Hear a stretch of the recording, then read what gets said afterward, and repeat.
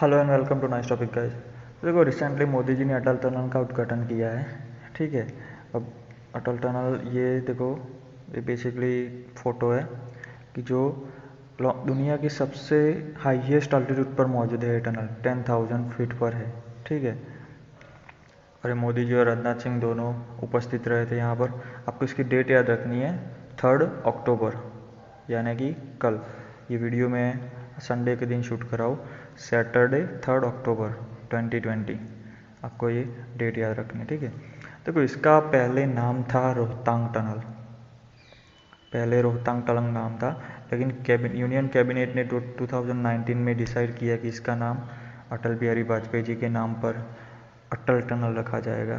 तो 2019 से ही अटल टनल के नाम से जाना जाता है। ठीक है।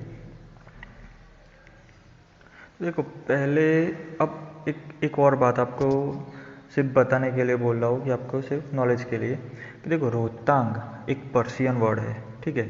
रोहतांग एक पर्शियन वर्ड है जिसका मतलब होता है पाइल ऑफ डेड बॉडी, यानी कि शवों का ढेर। शवों का ढेर, ये मतलब इसका होता है।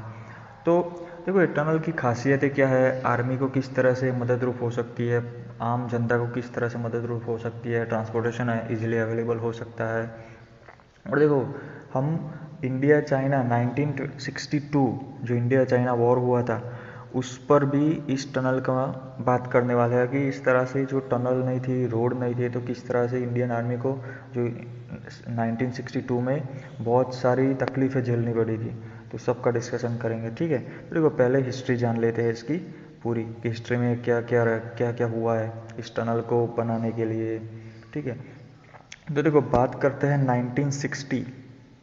1960। कौन था बड़ा प्रधान? जवाहरलाल नेहरू जी। तब एक जनरली बात हुई थी कि हम रोहतांग पास टू लाहौल तक एक रोड बनाते हैं। बाद में नेहरू जी ने दूसरा प्लान भी दिया कि रोपवे का प्लान रखते हैं हम। ठीक है। बाद में अटल जी की सरकार आती है, अटल जी प्राइम मिनिस्टर बनते हैं। तो देखो लोकल सजेस्ट दैट उनका कोई चालू फ्रेंड था अर्जुन गोपाल नाम के, तो अटल जी को मिलते हैं और ये रोहतांग टनल के बारे में बताते हैं। बाद में जून 2000 में, यानी कि जून 2000 में अटल जी लाहौल का दौरा करते हैं और वहाँ पे वो सारा जायज़ा लेते हैं और वो डिक्लेयर करते हैं कि रोहतांग टनल हम बनाने वाले हैं। ठीक है। बाद में BRO, जो कि उसका फुल फॉर्म है, BRO का फुल फॉर्म आपको याद रखना है, बॉर्डर रोड्स ऑर्गेनाइजेशन। ठीक है। बॉर्डर रोड्स ऑर्गेनाइजेशन वो बहुत सारी रिसर्च करती है, बाकी के टेंडरिंग होता है। तो देखो टेंडर में एफकॉन इंफ्रास्ट्रक्चर लिमिटेड, आपको याद रखना है, एफकॉन इंफ्रास्ट्रक्चर लिमिटेड, और जो शाहपुरजी पल्लोजी, ठीक है, शाहपुरजी पल्लोजी ग्रुप है ये, और स्ट्राबग, स्टारबग नहीं है, स्ट्राबग, STRABAG। ठीक है।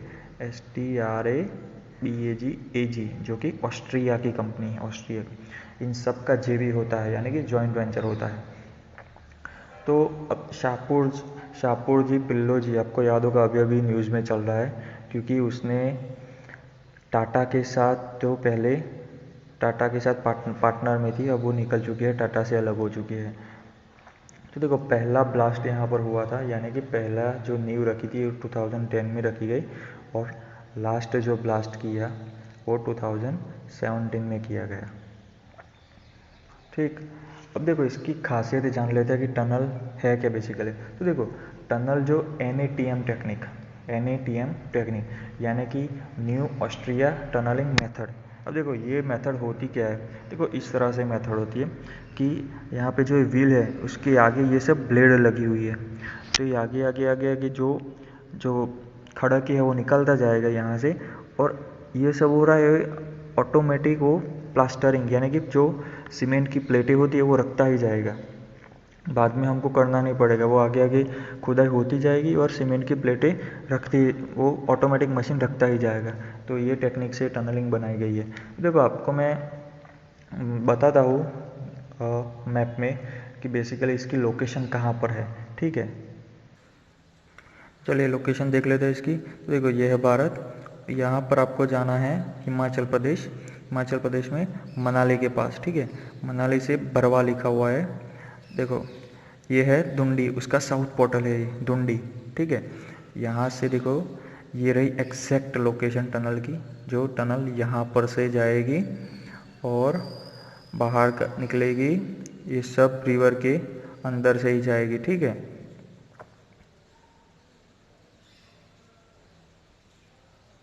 और ये चिनाब रिवर है, चिनाब रिवर के एक्सेक्ट यहाँ पर निकलेगी, ये आप देख रहे हैं ना, ये देख रहे हैं चिनाब रिवर के यहाँ से जाके ये रोड, ये रास्ता, इससे ये लेह मनाली हाईवे है, इसको कनेक्ट कर देगी। तो यहाँ से देखो ये पूरा पहाड़ी एरिया है ये, और आपको बता दूँ कि 3000 मीटर की ऊंचाई पर बन रही है। वर्ल्ड हाईएस्ट अल्टीट्यूड में इतनी लंबी टनल बनी है पहले। अब देखो इसका डिस्टेंस आपको पता ही होगा 9.2 किलोमीटर। पहले इसका डिस्टेंस रखा गया था 8.8 किलोमीटर, बाद में उसको बढ़ाकर 9.2 किलोमीटर रखा गया है। देखो ये टनल का फ़ायदा क्या होगा, तो आपने देखा होगा कि हर यानी कि सर्दी में बहुत सी बर्फ़ गिरती है तो रास्ते 6-6 महीने तक बंद हो जाते हैं, लेकिन यहाँ पर ऐसा कुछ होने वाला नहीं है क्योंकि ये अंडर द माउंटेन है, तो कोई भी बर्फ़ गिरेगी कोई प्रॉब्लम नहीं होगा, ठीक है।